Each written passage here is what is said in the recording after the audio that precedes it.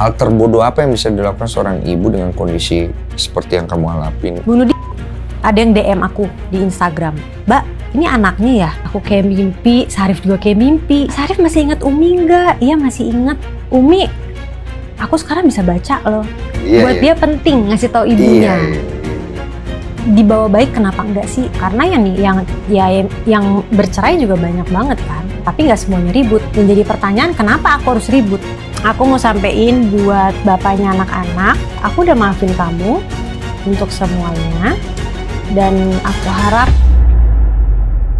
sehat ya. Alhamdulillah. Bang Desu gimana kabarnya? Iya baik. Terakhir aku melihat kamu di podcast itu setahun yang lebih yang lalu ya. Iya, hampir 3 tahun, betul. Hampir 3 tahun ya? Iya, terakhir 2021 aku podcast. Pasti banyak dong yang pengen ngundang kamu podcast kan? Lumayan sih. Iya. Why you tidak pergi-pergi, cuma pergi waktu itu doang ke Bunda Maya sama siapa tuh? Kavena, waktu itu Kavena Melinda. Kebetulan memang kalau 2 orang itu temen aku juga, senior aku gitu. Terus itu memang kenapa aku ke podcast, karena posisinya lagi abis eksekusi itu loh Bang. Eksekusi anak aku, jadi mungkin aku merasa ada keperluan aku untuk tampil dan mungkin meluruskan 1-2 hal gitu. Setelah itu? Aku nggak merasa ada perlu lagi sih untuk menyampaikan poin aku, karena menurut aku kalau aku udah nyampein poin itu yang benar. Jadi kalau misalnya memang tiba-tiba poin aku disangkal ya itu bukan urusan aku gitu. Oke. Jadi kamu juga tidak mau menerima terlalu banyak undangan podcast karena kamu mungkin menghindari terlalu drama? Iya. Iya. Capek ya? Capek lah udah 7 tahun Bang. Iya, netizen juga sebenarnya capek. jadi ini awal mulai gara-gara netizen banyak yang menyuarakan untuk ngundang Sania Marwah. Cuman kemarin kan kita udah ngundang duluan Atta. Karena kan kita pengen both side juga. Dan masing-masing menurut aku adalah orang tua. Yang mana punya anak, yang mana saya yakin sama-sama mencintai anaknya. Ya. Kamu menang hak asuh? Ya. 2 anak? Yes. Bukan masing-masing? 1 ke kamu, 1 ke Atta? Itu sempat di tahap pengadilan agama. Oke. Jadi kita langsung loncat ke bagian itu nih. Jadi aku yang gugat 2017 untuk perceraian. Dan saat itu aku juga gugat untuk hak asuh anak. Tapi ternyata secara dokumentasi ada kesalahan di pengacara aku. Jadi hak asuh anak aku tidak bisa diterima, tapi bukan ditolak. Gitu. Akhirnya aku butuh waktu 2 tahun untuk bisa gugat lagi nih. Jadi 2019 aku gugat hak asuh anak. Putus di pengadilan agama Cibinong. Itu anak pertama aku, Syarif, dia ikut ke ayahnya dengan alasan sekolah. Jadi udah sekolah nih biar nggak ganggu sekolahnya gitu. Karena kan kebetulan domisili ayahnya sama aku kan di Jakarta, ayahnya di luar Jakarta gitu. Itu pengadilan yang memutuskan berdasarkan itu? Alasannya seperti itu katanya. Untuk yang perempuan ikut aku nih, Sabira, karena belum sekolah. Dan saat itu aku sudah menerima. Di situ, di titik itu pas aku lihat, aku agak shock juga. Karena menurut aku itu agak uncommon ya. Keputusannya 2 anak kok dipisahin gitu loh. Kayak aku pikir kan antara ke sisi ayah atau sisi ibu. Ternyata anaknya nih yang dipisahin gitu. Jadi kayak oke, mungkin ini teguran Tuhan. Mungkin memang aku sebagai ibu dan mantan suami aku sebagai ayah itu harus co-parenting, stop drama-drama perebutan hak asuh, supaya bisa ngasuh berdua. Kita omongin lah secara keluargaan. Datang nih pengacara aku, hasilnya kayak gini nih, banding nggak? Nggak, aku bilang. Jangan, udah ini jalan Tuhan, saya terima. Sekarang gimana caranya kita bikin kesepakatan sama bapaknya anak-anak untuk, kan gak mungkin nih anak 2 kita pisahin, kesian dong si abang sama si adek nih. Ayo kita deh yang bikin kesepakatan yuk. Saling atur. Yes. Bahkan aku sempat mention, karena si abang udah terlanjur sekolah di sekolahnya dia, aku ambil weekend aja, Jumat Sabtu Minggu di aku. Tahu-tahu plot twist bapaknya yang banding. Iya, itu dia cerita kemarin. Ternyata lebih plot twistnya lagi. Menang dua-duanya. Dua-duanya akhirnya hak asuh setelah banding jatuh ke kamu. Pasti nggak terima dong. Iya. Kasasi lah bapaknya. Oh, dia naik lagi? Naik lagi. Okay. Masih di aku. Nggak terima lagi, PK. Masih di aku. ya udah kamu full nih ya. Yes, makanya aku bisa melakukan eksekusi. Ya. Kalau hak asuh itu belum ingkrah, aku nggak bisa ngelakuin. Betul. Ya. Terjadilah akhirnya eksekusi untuk anak ikut kamu Ya, nih. Nah April ini 2021. nih kronologinya gimana nih? Soalnya Atta kemarin cerita kronologinya udah kan. Kalau dari kamu gimana? Timelinenya nih, geser. 2019 aku gugat hak asuh, 2021 aku dapat keputusan hak asuh aku ingkrah di aku. 2 years, oke? Terus kalau udah putusan hak asuh di aku gimana nih? Aku kan awam hukum, aku nanya ke pengadilan, ibu harus ajuin eksekusi. Hah? Maksudnya gimana ya Pak?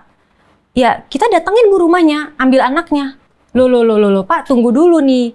Saya dari 2017 udah nggak sama anak saya loh. Dan saya nggak mau, saya maunya realistis. Saya udah 4 tahun tidak ada bonding sama anak. Tiba-tiba saya ucuk-ucuk datang ke rumah mantan suami saya ngambil anak, itu secara psikologis pasti anak tidak bisa. Itu bukan hal yang bijak untuk anak. Oke, jadi aku bilang gini, Pak, bisa nggak difasilitasi dulu dari negara sebelum hari H eksekusi, saya minta temuin saya sama anak saya. Mediasiin, mau itu dari KPAI ke, Komnas Anak ke, karena saya butuh bonding dulu ke anak saya. Oke, ternyata tidak ada fasilitas itu di Indonesia. Terus? Itu catatan pertama ya. Jadi kalau mau eksekusi aja. Kalau gagal, gagal bu. Hah? Ya udahlah, take it or leave it berarti kan. Akhirnya aku memutuskan, ya udah kita coba. Nah tapi sebelum aku datang ke rumah dia, birokrasinya itu dia akan disurati dulu, namanya surat unmanning, yang artinya dia akan diundang ke pengadilan untuk didudukin bareng aku dan kita omongin baik-baik nih, bener-bener last step. Harus gak sih ini eksekusi gitu. Ternyata dia nggak hadir. Oke. Aku berharap hadir karena kalau bisa jangan sampai kejadian ini eksekusi, karena aku udah punya bayangan ini akan sericuh apa. Oke. Terjadilah hari eksekusi, itu lagi bulan Ramadan.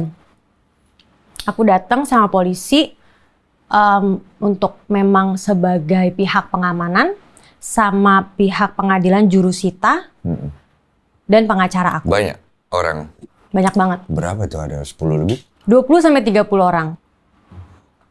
Pas datang Atanya nggak di tempat atau ada Tidak. di tempat? Nah akhirnya saya datang nih, sampai nih. Aku datang nih sampai depan gerbang. Oke. Aku bawa mainan untuk anak-anak dong. Mau bangun bonding ya? Bangun bonding kan. Paham gue.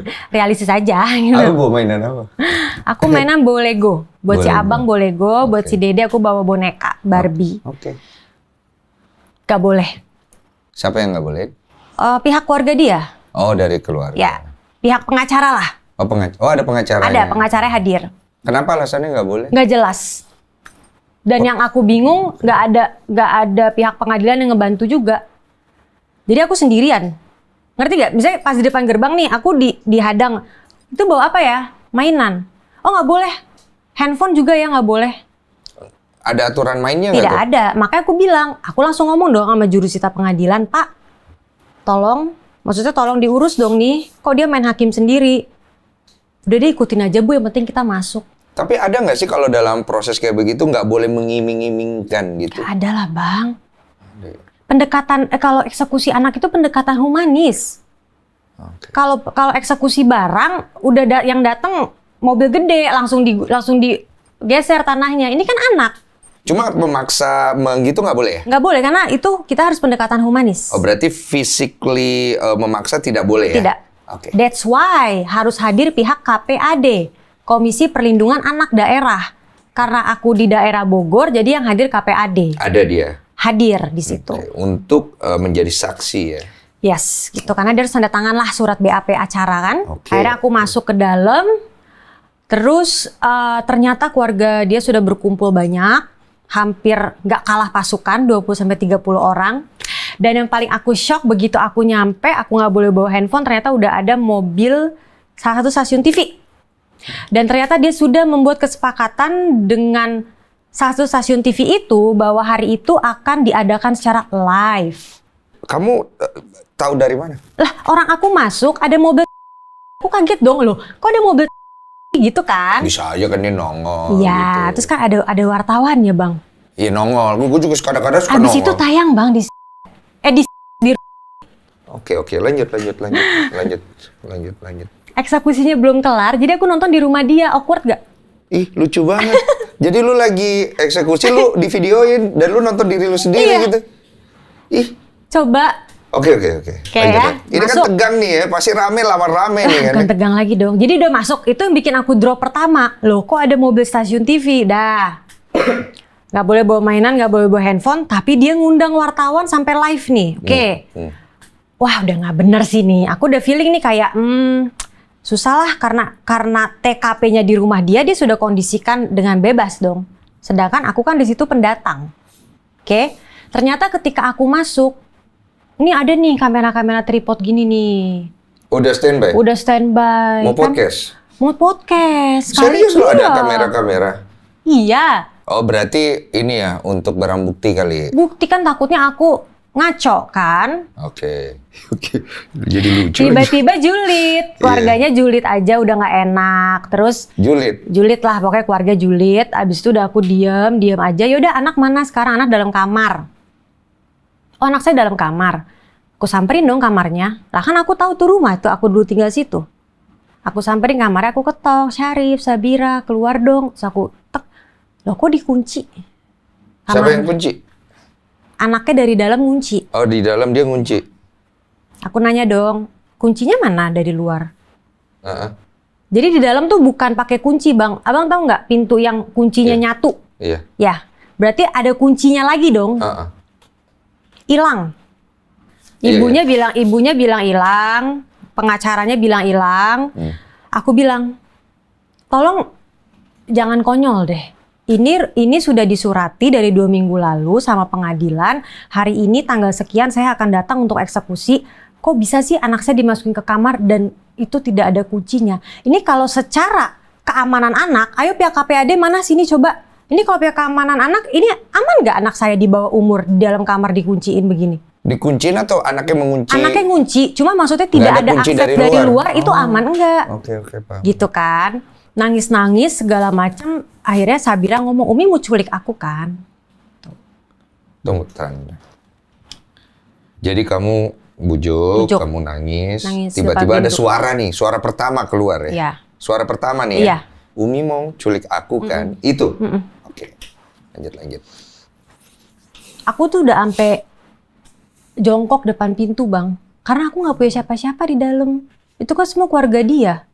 Aku udah jongkok, udah yang kayak, ya Allah saya harus ngapain lagi ya gitu. Paham. Ya kan, akhirnya udah putus asa banget. Terus ya itulah kekuatan doa. Aku doa terus depan pintu, anakku mau buka. Kamu jawab apa pas dia bilang, Umi mau culik aku? Enggak, Umi cuma mau main. Oh gitu dong. Akhirnya dia mau buka tuh? Dia mau buka setelah 1 jam. Setelah 1 jam? Ya, dia buka. Itu kebayang perasaannya kan. Dan aku sampai ada momen ngintip-ngintip dulu di jendela. Ngintip di jendela? Iya, karena di pintu kan nggak kelihatan. Jadi aku keluar, aku ke jendela, aku ngintip-ngintip dulu. Syarif, Sabira, ini Umi cuma mau ketemu doang kok, gitu. Oke.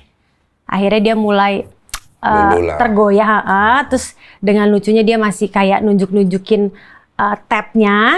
Kalau Umi aku lagi main ini loh sekarang game aku gitu. Umi mau lihat dong. Jadi aku bawa fun aja. Oke, dia keluar tapi dari kamar? Itu belum, itu kita ngobrol lewat jendela. Oh. Itu ada fotonya di Google. Aku lagi depan jendela kayak begini.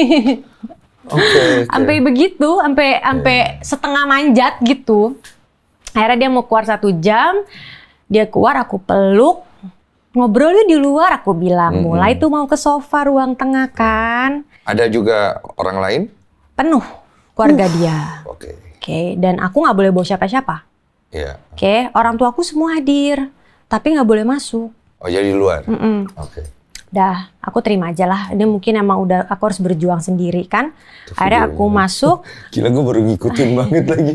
Iya. Kebayangkan tuh. Sorry. Gak apa-apa. Lanjut. Aku, ya itu positifnya buat aku karena ada stasiun TV yang datang kan jadi ada bukti ya Bang. Live itu cuy. Dah kan. Iya. Habis akhirnya aku suapin. Terus Sabira mau disuapin sama salah satu anggota keluarga dia nih, cewek. Sabira tarik piringnya. Gak mau, aku maunya disuapin sama Umi gitu. Oke, tahan bentar. Umur berapa saat itu? Sabira 2021 itu 6 tahun. Dia kelahiran 2015. 6 tahun. Yang Abang cowok 8. 8. Kamu nggak ketemu berdua ini terakhir umur berapa? Aku pasti bisa nama Sabira umur 1 tahun. Yang cowok? 4. 3, 4. Oke, lanjut dulu. Ya. Jadi terakhir aku ketemu Sabira tuh dia belum bisa ngomong. Tiba-tiba aku ketemu dia udah bilang, aku maunya disuapin sama Umi gitu. Dia masih ingat kamu ya? Itu aja aku udah anggap keajaiban. 1 tahun loh. Oh, iya, Masih short term memory kan? Oke. Habis itu akhirnya aku, bilang maunya disuapin sama Umi. Ya udah sini Umi suapin. Optimis naik dong, kayak bisa nih berhasil eksekusi pelan-pelan nih, deketin lagi. Dengan cara yang nggak perlu ribut-ribut. Ya. Negara nggak mediasiin apa-apa. Jadi kita individual aja berjuang. Tiba-tiba udah happy-happy lagi suapin si Bira, abang lagi nunjukin dia coret-coret tabnya, main-main gambar. Abang keluar juga tuh di Keluar sofa ya? berdua-duaan. Oke. Terus tiba-tiba ada yang teriak-teriak di belakang aku. Teriak-teriak apa? Pengacaranya, tapi sekarang udah almarhum. Dia teriak-teriak. Apa? Bawa aja. Anaknya bawa aja. Itu yang ditelepon bapaknya anak-anak. Oh, Atanya. Iya. Oke. Bawa aja. Sarif Sabira, kalau misalnya emang mau sama Umi, sekarang keluar sana. Bener kan kamu mau dibawa tuh sama Umi? Ya kabur lagi nih bocah. Ngapain sih pakai cara yang sangat... Oke. Dan menurut aku, itu adalah bagian dari strateginya mereka. Prasangka kamu. Prasangka, ya kan menurut aku. Iya. Dugaan. Boleh dong kita menduga. Boleh. Dugaan ya? Dugaan. Aku bilangnya itu dugaan. Oke. Aku bisa salah, tapi menurut aku memang itu sudah dikondisikan supaya eksekusi tidak berhasil.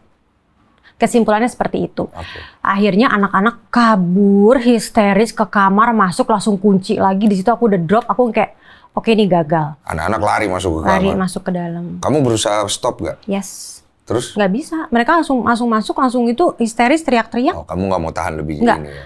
Aku nggak mau bang. Satu-satunya hal yang masih ngerem kaki aku supaya aku nggak main culik dengan kasar karena aku mikirin mental mereka doang. Kalau aku mau main egois dan mental aku udah beda cerita. Habis itu akhirnya dia masuk, dari situ aku udah hopeless, keadaan makin panas, akhirnya ribut antara pihak keluarga dia dengan pihak jurusita yang literally teriak-teriak ribut. Ribut yang bener-bener ribut teriak-teriak. Udah akhirnya sangat tidak kondusif. Di situ akhirnya panitranya bilang kalau oke, ini udah saya nyatakan gagal. Kita pulang. Itu jam 3 sore.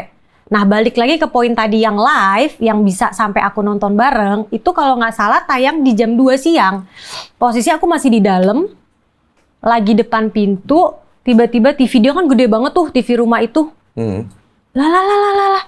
Kok itu di sini ya? Ada kamu ya? Bajunya sama ini. Ini live ya? Itu yang tadi jam 9 pagi ya gitu. Jam 2 siang udah ada. Terus nonton sebelahnya orang-orang yang di TV aku lagi berdebat kan. Oh nggak live kali itu? Live ya? Ini apa namanya? Live taping. Jadi live tapping. ya. Jadi jam 9, jam 10 itu gambar diambil, jam 2-nya udah disiarin. Kaget dong kamu ya? Bingung ya? Lawak aja udah. Iya oke lah. Ya sekarang kamu bisa ketahui gini. Iya. Pasti waktu itu mah kacau ya. Oh ya ampun, gitu. Akhirnya eksekusi tidak jadi. Eksekusi gagal 2021 April. Di situ aku secara mental drop banget. Drop ah? Drop banget. Dan aku di situ menjadi titik balik aku. Akhirnya aku bilang, oke, secara ikhtiar manusia saya sudah mentok. Aku bilang sama Tuhan gitu. Jadi sekarang saya serahin aja deh sama takdir. What do you feel after itu gagal segala macam when you go back home? You kan S1 psikolog ya? Dan sekarang katanya lagi ambil S2-nya. So of course you learn a lot about human, about yourself ya kan? You ada di momen mana itu? Kalau itu aku masih kalau di 5 stage of grief, aku masih dalam tahap denial. Okay. What is your denial? About what? You bakal dapat anak lo? Iya, denial. Kayak, ini nggak mungkin ini terjadi kayak gini. Kok bisa gagal? Harusnya eksekusi ulang. Sampai dapet. Orang hak di aku kok. Tapi nggak bisa eksekusi ulang? Bisa banget. Oke. Akunya yang nggak mau. Kenapa? Kesian anaknya. mesti ngalamin itu lagi. Itu traumatis event buat dia. Karena itu kamu membuang egomu. That's only my reason. Oke. So you pray, you cry, you pray, you cry ya. Oke. So lu pikir akhirnya Nggak worth it. Kalau aku tetap di fase ini, aku bisa gila, stres, atau jadi ke arah yang nggak benar.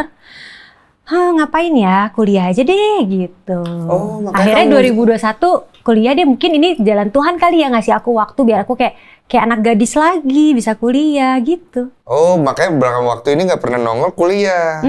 Jadi aku kalau Ambil misalnya S2. syuting masih berjalan, Iya. stripping kemarin setahun setengah stripping disambi sama kuliah, alhamdulillah masih bisa karena bisa diterima schedule aku kuliah. Tapi kalau untuk ngomong-ngomongin kayak gini, jujur ini energi banget Bang. Maaf ya.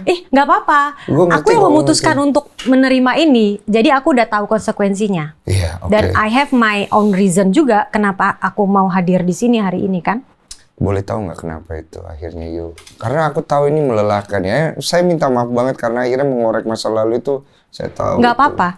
Yang pertama aku merasa kalau saat ini mungkin aku bisa menceritakan dengan senyum, yang mungkin orang ngelihatnya lebih enak, nggak usah pakai emosi, nggak usah meledak-ledak. Poin kedua, kenapa aku mau hadir hari ini karena Abang tahu nggak?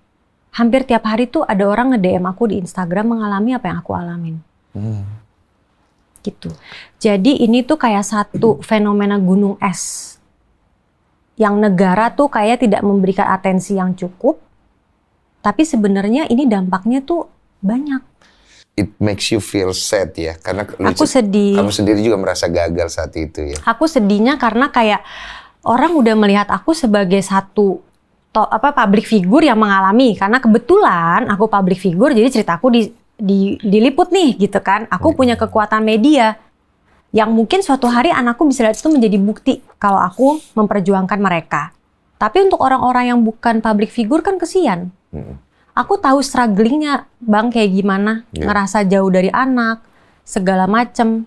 Jadi menurut aku mau hadir di sini karena aku mau mereka juga tahu apa yang mereka alamin tuh normal. Aku juga pernah di fase mereka, yang nangis, yang hancur, yang rasanya mau gila. Normal. Kan ada fasenya dulu. Oke. Oh, kondisi psikologinya Iya. mereka. Oh. Karena kan mereka sekarang cerita ke aku kan dalam kondisi mereka di tahap awal. Iya, aku pikir kamu menormalkan anaknya dibawa lari gitu loh. Nggak, kondisi. Karena saking banyaknya kejadian, ngerti kan sih? Karena saking banyaknya kejadian, ya itu normal gitu loh. Oh, kondisi psikologinya Iya, mereka. karena mereka kan curhatnya ke aku nih. Kalau ini kan curhat Bang. Kamu capek tuh pasti ya. Kalau ini kan curhat Bang. Kamu gitu. bacain tuh. Bacain. Relate ya? Relate banget. Cuman aku ngerasa ada rasa guilty-nya kayak, kok nggak bisa bantu sih gitu. Makanya Januari kemarin, kalau abang mungkin nggak tahu. Januari kemarin aku hadir jadi saksi di Mahkamah Konstitusi. Oh itu tuh. Kemarin kamu bicara di MK tentang hal ini juga katanya. Oh, kamu bicara tuh? Aku bicara, aku mewakili. Pakai emosi tuh ya. Berusaha tenang tapi suara tetap getar ya. Berusaha tenang cuman Tapi jangan nangis kayak aku udah sama abang nih, aku udah tadi jangan nangis kan gitu. Jadi kayak tapi kalau dia nangis close up ya. menjual ya gitu. TV banget ya. Ini juga live kok ya. Biar gak terlalu tegang ya. Oke. Aku ngerti, mulai paham nih sekarang kondisi kamu ya, walaupun tidak akan mungkin paham lebih jauh. Cuman di sini kita mau bahas dulu tentang ada asumsi kalau kamu itu playing victim, di mana kamu sempat ke rumahnya Atta dan kamu bersikap teriak-teriak dan kamu ternyata merekam itu dan menggunakan itu sebagai alat memenangkan hak perebutan asuh di pengadilan dan juga sebagai alat untuk membangun image di halayak ramai lah ya. Halayak ramai gitu. Apakah kejadian kamu pernah ke rumah teriak-teriak itu pernah terjadi? Iya. Okay. Tapi ada ceritanya. Silakan. We'll listen. Oke. Jadi aku dari 2017 itu udah nggak bisa sama anak ya. Jadi aku mau highlight sedikit aja nih. aku keluar rumah itu bawa anak. Ya, jadi kalau ada orang yang bilang, Mbak Sania sih kabur dari rumah keluar nggak bawa anak.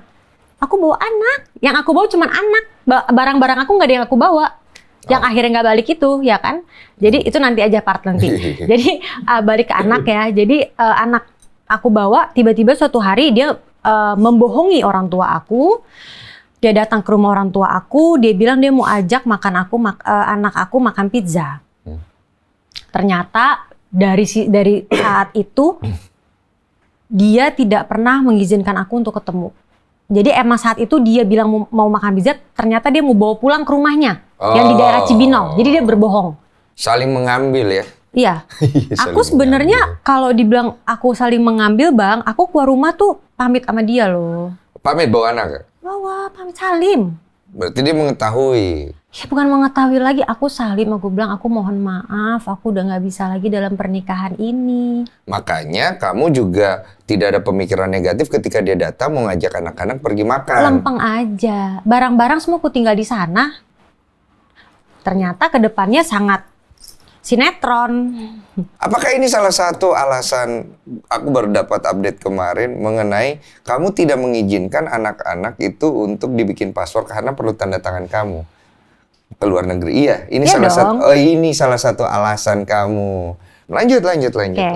Terus udah gitu aku keluar bawa anak, tiba-tiba dia bawa anak dan dia bohongin orang tua aku. Itu yang paling bikin aku sakit hati. Akhirnya dari situ aku udah mantapin hati, oh cara mainnya kayak gini, aku gugat langsung. Oke. Dari situ aku nggak boleh ketemu anak. Aksesku diblok. Semuanya. Oke, aku datang ke sana sama papaku. Mau masuk baik-baik malah dimaki-maki sama kakaknya. Alasan maki-maki marah-marahnya apa? Kalau mau ketemu anak hubungi pengacara. Oh, ke sana. Gitu. Oke, jadi dari situ papaku juga udah merasa buntu, kayak mesti gimana, ya udahlah. Karena papaku backgroundnya orang hukum ya. Jadi papaku notaris. Jadi papaku tuh orangnya sangat ya udah deh yang pasti-pasti aja hukum. Ya udah deh, Wak, sekarang kalau emang kan aku dipanggilnya Wawa kan, kalau emang Wawa mau sama anak kita berjuang di hak asuh. Ya udah realistis aja kan? Iya. Ya udah akhirnya aku berjuang di hak asuh tuh gitu. Nah, akhirnya selama aku berjuang dia tetap gak ada itikat baik, aku ke KPAI udah, Bang. Komnas Anak udah. Akhirnya dia terus-terusan ngomong di infotainment. Pintu rumah saya kebuka kok 24 jam buat ibunya. Silahkan kalau mau datang. Kan gak bisa ditantangin nih. Terus datang? Datang, aku nonton sekali kan. Oh dia ngomong gitu. Ngomong lagi. Minta disamperin. Iya. Aku samperin sendiri. Terus orang tua aku nggak tahu loh, aku bohong. Terus ngapain kamu ke sana? Bawa mainan. Oh, buat anak-anak. Mau ketemu anak. Datang nih, Assalamualaikum. Waalaikumsalam. Gitu kan. Assalamualaikum. Sarif, Sabira gitu kan. Aku kan kalau dapat anak harus 100% bahagia. Iya. Itu layer yang aku kasih. Mau aku balik pada air mataku netes urusan aku. Tapi anak gak boleh ngeliat aku kayak gitu. Dah, Sarif, Sabira gitu. Tiba-tiba Sabira ngeliat aku. Itu terakhir ketemu setahun 4 bulan terakhir dia diambil. Terus dia ngeliat aku kayak, Umi yang ngelahirin aku ya? Aduh, umur berapa dia waktu itu? 2 tahun, 3 tahun? 3 tahun. 3 tahunan lah ya. Iya, ngerti. Terus aku pas ngeliat momen itu aku kayak, anak aku udah bisa ngomong. Iya, tinggal iya. Karena nggak pernah denger dia ngomong. Iya. Iya, Umi yang ngelahirin kamu gitu kan. Iya. Terus Sabira pinter, Masya Allah tuh anak pinter banget. Terus akhirnya abang langsung meluk aku, si Sarif meluk aku. Habis itu ada bapaknya, terus bapaknya manggil ibunya. Mah, ini Ratu dateng gitu. Yeah. Aku masih biasa aja. Aku salim sama mamanya, aku minta maaf. Ma, maafinnya kalau selama ini Marwa ada salah. Terus mamanya bilang, ya nggak apa-apa. Ini anak kamu juga kok. Oh, tenang dong. Kayak, oh ternyata bener ya. Datangin baik. Oke. Ya kan? Bagus. What a right move.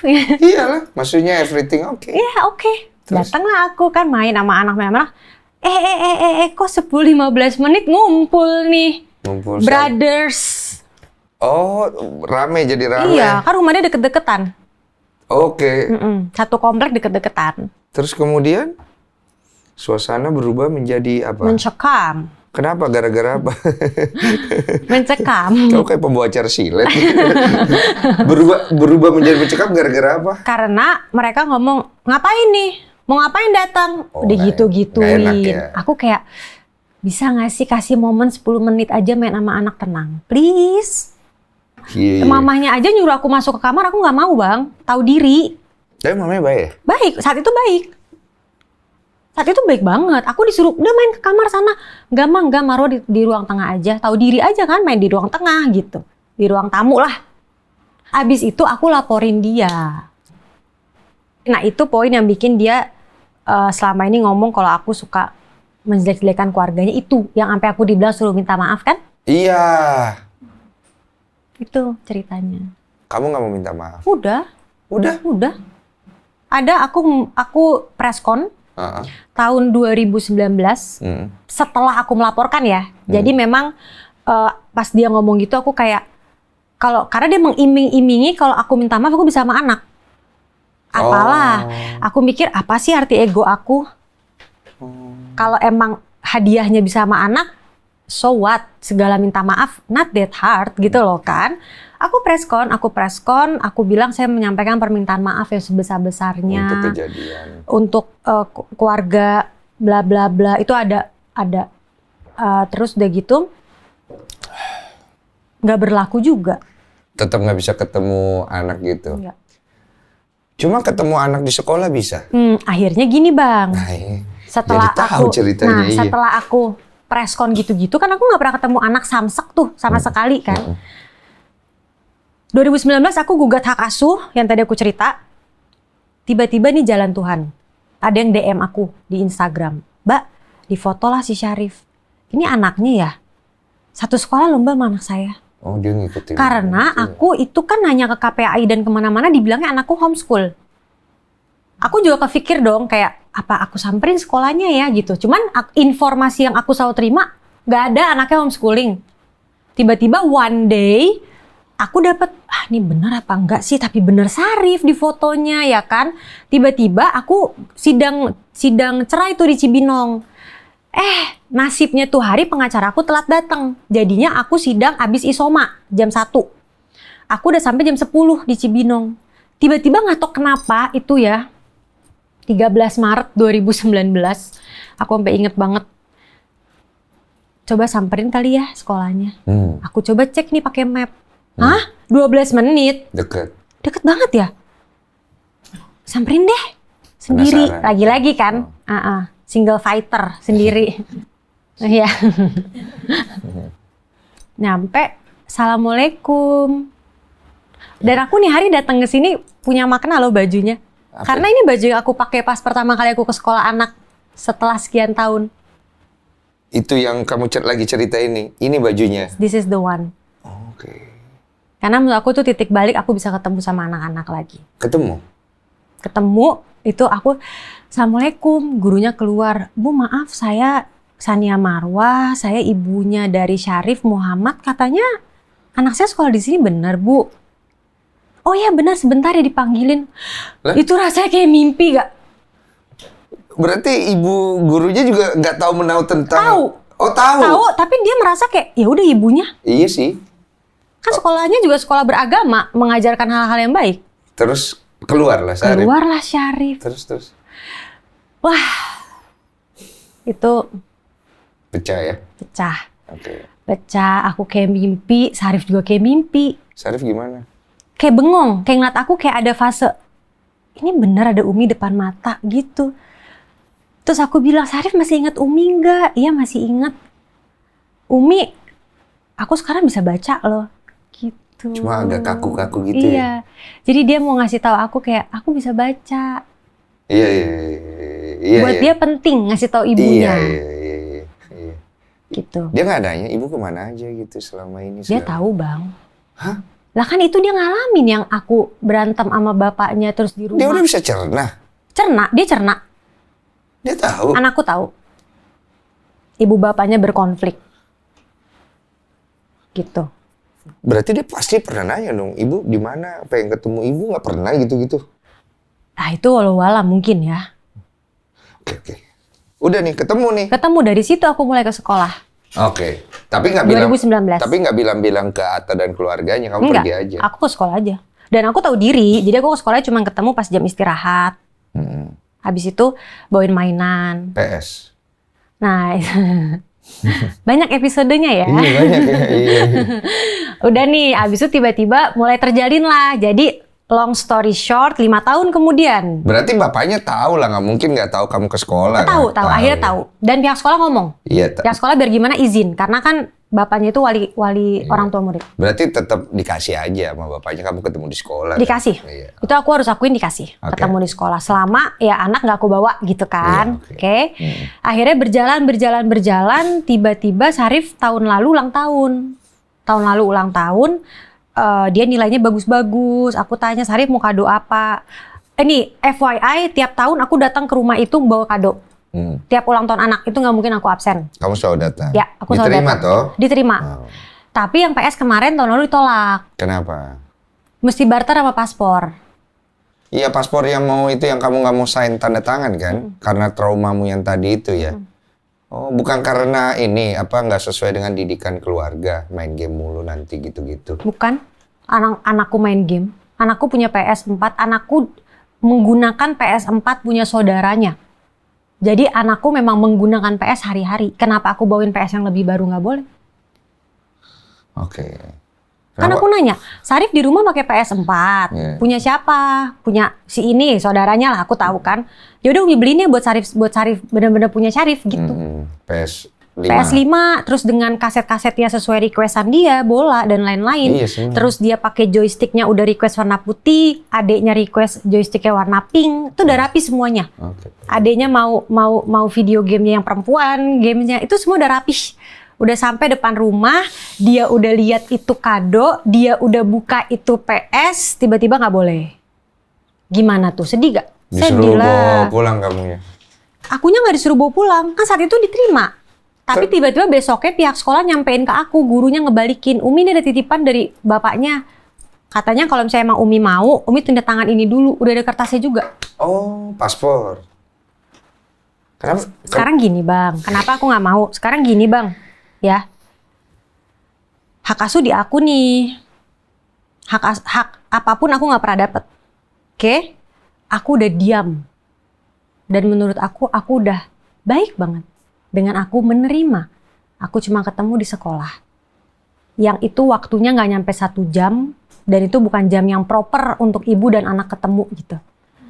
Tiba-tiba dengan segala keterbatasan yang dia kasih, ucuk dia minta paspor dong. Common sense-nya di mana sih? Mau, boleh. Ya udah tunjukin dulu aja itikat baiknya. Aku dari awal nggak pernah nutup pintu itu. Ini gue interupsi dulu, ada pertanyaan netizen katanya. Tapi kan hak di kamu nih katanya. Kenapa nggak bisa diperjuangkan oleh negara atas hak asuh ini katanya? Itu kenapa poinnya kemarin aku jadi saksi di MK. Kenapa tuh? Karena di Indonesia, surat hak asuh itu hanya secari kertas tanpa arti dan kekuatan apapun. Untuk apa kita menarik urat untuk mengikuti semua sidang-sidang sampai PK, bukan kasasi lagi nih. Jadi kalau misalnya kan ini kita hak perebutan anak ya, Ayo menang nih. Jadi dapat surat nih, nggak bisa memenjarakan orang atau apa gitu. Itu exactly my point. Terus apa? Kita ditilang gage aja, SIM kita ada nih ditahan sama polisi kan? Ada sanksinya loh, Ada Bang. sanksi ya, betul. Cerita cuman kita gage atau kita ngelawan lampu lalu lintas. Ini cerita anak atau ibu. Aku nggak cuman ngomong ibu ya, aku ngomong orang tua. Karena di sini kan ceritanya hak asuh kan? Iya. Bisa terjadi sama ibu, bisa terjadi sama bapak gitu. Iya. Jadi kalau misalnya orang tua yang kayak aku nih, aku mesti teriak kemana? Makanya itu poin aku di MK kemarin. Saya adalah pemegang hak asuh inkrah dari anak A dan B. Betul. Tapi saya tidak mendapatkan hak saya. Dan aparat-aparat negara tidak ada yang bisa melakukan apapun. Mau itu kepolisian, mau itu pengadilan, mau itu panitera, jurusita, mereka tidak bisa melakukan apapun. Itu kalau menurut aku udah kategorinya cacat hukum. Dan ini bukan masalah main-main loh, ini masalah hak anak dan hak orang tua ini fundamental banget gitu. Paham. Beda, Makanya aku memberanikan diri datang ke MK menjadi saksi karena aku kenal dengan ada perkumpulan namanya PPAI, Perkumpulan Pejuang Anak Indonesia. Itu isinya semua yang ngalamin kayak aku, Bang. Kebanyakan ibu-ibu, cewek semua. Kebanyakan cewek. Iya. Sekarang kan kembali rame ya mengenai masalah ini. Kamu kan mengikuti lah pasti punya berita ya belakang waktu. What is in your mind now? Mungkin di tahun ke-7 ini isi kepala aku adalah aku udah gak mikirin diri aku aja. Tapi aku udah mikirin semua orang yang mengalami kayak aku. Jadi memang kayak kalau emang mau berbuat sesuatu, do something itu untuk semua, bukan untuk aku aja. Gitu. Karena di 1, 2, 3 tahun pertama itu adalah tersulit, Bang. Aku bisa kayak begini udah 7 tahun. 2-3 tahun teman-temanku yang mengalami kayak begini, mereka masih dalam tahap yang sangat rapuh kesian. sekali. Kesian banget. Hal terbodoh apa yang bisa dilakukan seorang ibu dengan kondisi seperti yang kamu alami di 1-2 tahun pertama? Bunuh diri. Bisa banget. Sekarang gini, Bang. Kita seorang ibu melahirkan anak itu taruhannya nyawa. Terus tiba-tiba ada momen kita udah gak bisa sama anak. Itu sangat mungkin dong kita berpikiran, terus poinnya gue hidup apa ya gitu. Mulai muncul pemikiran-pemikiran yang macam-macam dan mengarahnya ke arah gak ada gunanya lagi ya. Anak aja udah gak bisa sama gue gitu. Karena menyakiti diri sendiri? Iya, menurut aku itu mungkin. Secara mentally dan juga fisik bisa? Yes. Merusak diri sendiri? Merusak. Disitulah peran Tuhan bermain. Kalau nggak ketolong? Selesai. Oh, paham ya. Peran Tuhan dan keluarga. Oke. Tapi kan sekarang kita bicara walaupun anak-anak tidak bersama kamu, kalau kamu lihat anak-anak dirawat dengan baik kan? Wallahualam. Oh, kamu nggak tahu juga ya? Nggak. Kebutuhan mereka terpenuhi nggak menurut kamu? Nggak tahu. Nggak tahu ya. Kamu sekarang kan kayak berjalan dengan peta buta juga nih. Nggak tahu apakah kamu bisa berkumpul dengan anak-anak lagi atau tidak dan waktunya kapan. Betul gitu. banget. So, what do you want with your condition right now? Biarin aja begini sampai nanti anak-anak besar dan mencari sendiri ibunya. Oke. Atau gimana? Mungkin kalau secara mental aku udah nggak mau bahasanya tuh ngoyo gitu, ngotot. Jadi yang aku mau lakuin, terima. Waktu Tuhan tuh pasti yang terbaik. Ketika aku belum bisa sama anak, aku sibuk memperbaiki diri aja. Jadi aku kuliah S2. Bangga kali ya kalau anak-anak tahu ibunya S2. Gitu. Berusaha untuk melupakan semuanya dengan hal yang positif ya. Iya, karena kalau layer itu yang aku pakai di depan selesai. Layer itu kita pakainya malam-malam aja lah kalau lagi sholat. Nangisnya, semua kesedihannya gitu. Betul. Jadi kalau untuk sekarang dibilang usaha apa ya, aku sih menganggap kemarin aku ke MK salah satu bentuk usaha aku juga. Karena kalau sampai itu dikabulkan, Bang, balik ke omongan kita tadi, jadinya ada sanksi pidana. Oke. Gitu. Dan itu membuat orang berpikir. Dan itu membuat orang berpikir minimal jadi mau mediasi aja. Ya kan? Gak usah sampai ke tahap beneran di penjaranya deh, tapi minimal mau membuka hati dan membuka diri untuk yuk kita kelarin secara kekeluargaan gitu. Kenapa ya MK tidak mau mengesahkan hal itu ya? Belum. Belum ya? Belum. Mudah-mudahan disahin. Setelah nonton ini. Amin. Iya, kita nggak wah pernah itu tahu. Bang Densu menjadi bagian dari enggak, sejarah. Bukan, kamu. Enggak, tapi Bang, ini Bang itu serius loh. Ini kalau sampai dikabulin, ini sejarah loh Bang. Aku nggak main-main. Moga-moga tempat ini cukup keramat untuk itu ya. Lumayan. Makanya kan kayak gitu ya. Ya amin. Aku tidak ingin menjadi hakim untuk masalah kalian. Cuma aku cukup ngerti lah posisi kamu. Aku juga cukup ngerti posisinya Atta. Ini semua berawal karena kalian menikah ya. Jadi disalahin yang mananya nih? Why you marry him? Cinlok katanya. Aku udah tahu lagi bakal ada pertanyaan ini. Iya. I know. Yes, you know me so well. Polanya. You psikolog ya. Iya, aku udah polanya. Tapi gitu. memang cinlok berasal dari cinta Iya, lokasi. Itu betul ya. And then ya udah namanya orang jatuh cinta ya. Lucunya, aku tuh nikah usiaku muda banget. Umur berapa ya waktu 21. Sekarang udah 21 tahun aku nikah, 22 punya anak. Sekarang aku umur 33. Oh, ya. Beda Jadi, pemikiran ya.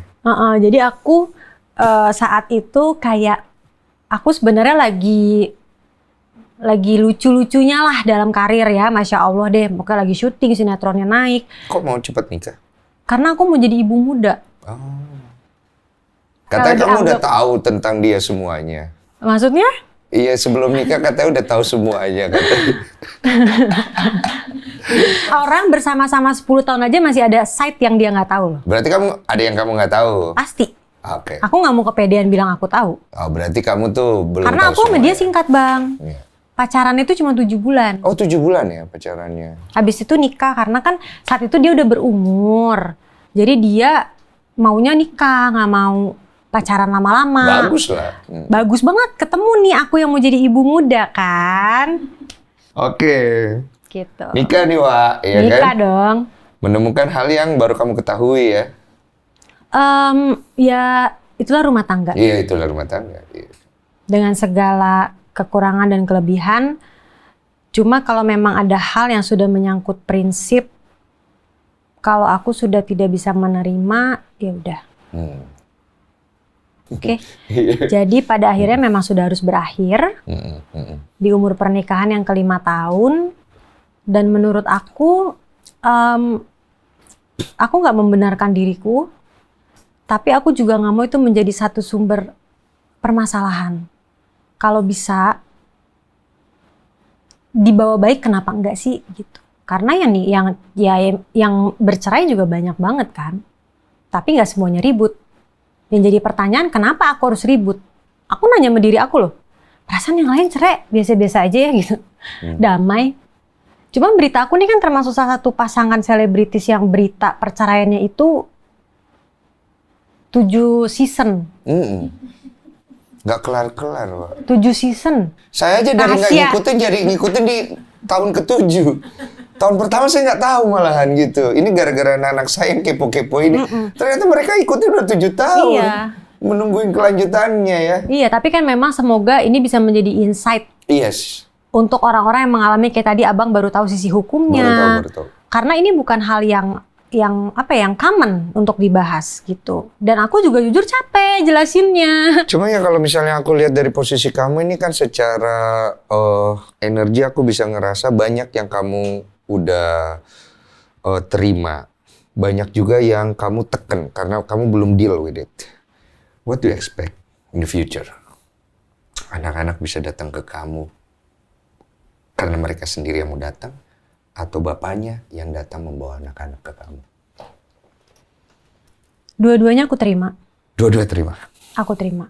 Nggak penting caranya, yang penting datang.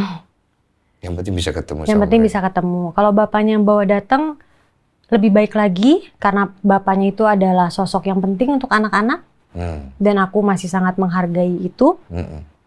Kalau tiba-tiba anak yang datang ke aku juga, ya aku akan sepenuh hati menerima mereka lagi. Gitu. Dan di tahun ke-7 ini kayaknya udah cukup sih, Bang. Aku mau move on dalam artian mungkin nikah lagi. Gitu. Ya. Karena aku sadar aku nggak makin muda. Aku secara duniawinya sudah merasa maksimal dalam mengupayakan segala hal yang mungkin. So if one day anakku nanya, aku udah semuanya. Bisa lihat gitu kan. Jadi aku melangkahnya untuk misalkan aku nikah lagi juga kakiku nih udah legowo. Gitu. Itu baru aku buat pernyataannya. Dan paling enggak semua usaha kamu ini kamu sudah pikirkan mata-mata. Semoga semua jejak digital ini nyampe ke anak kamu nanti kan. Amin. Amin, Masya Allah. Tabarakallah, Tahu mudah-mudahan. ini. Karena semua yang kamu lakukan ini kamu berharap anak-anak kamu nanti melihat ini dan menilai sendiri ya. Betul. Jadi intinya kalau aku boleh merangkum penilaian Bang Densu buat aku, intinya gini kan, aku memang melewati ini semua dengan strong, tapi aku masih butuh validasi untuk bikin anakku percaya aku ibu yang baik. Itu yang Bang Densu tadi bilang kan, validasi itu mungkin keywordnya ya. Supaya anak kamu tahu lah. Iya, dan itu emang benar, karena apalagi Bang yang aku punya, semua direnggut. Waktu aku direnggut, kesempatan aku direnggut. Kalau kata orang golden age, anak-anak 5 tahun pertama, bye. Kalau mau dipikirin secara teori psikologis ya bisa stres aku. Banyak banget PR-nya ya besok gitu. Karena kan pasti kalau tidak ada figur ibunya hilang, pasti ada lobangnya. Ya kan? Gitu. Jadi PR-nya lumayan banyak nih ke anak-anak ya, secara psikologisnya gitu. Mau ngomong sesuatu nggak? Ini one day anak-anak nonton ya kali-kali ya. Cek, wah nonton mama nih. Iya, buat Syarif Sabira, pastinya lagi-lagi ini menjadi satu momen yang mungkin bisa kalian tonton suatu hari dan bisa menjadi bukti kalau Umi selalu sayang sama kamu, selalu berjuang buat kalian, dan semoga suatu hari kalian paham semuanya. Gitu. Amin. Semoga titik temu dalam kedamaian kalian bisa dapatkan ya. Karena tetap dua-duanya orang tua ya. Benar, benar banget. Pesan ke bapaknya nggak boleh? Boleh. Kali kemarin dia ngasih pesan, aku boleh balas dong. Boleh. Ya, walaupun aku belum tahu sih. Oke, aku mau sampein buat bapaknya anak-anak. Aku udah maafin kamu untuk semuanya. Dan aku harap kamu juga punya keberanian untuk memaafkan diri kamu sendiri.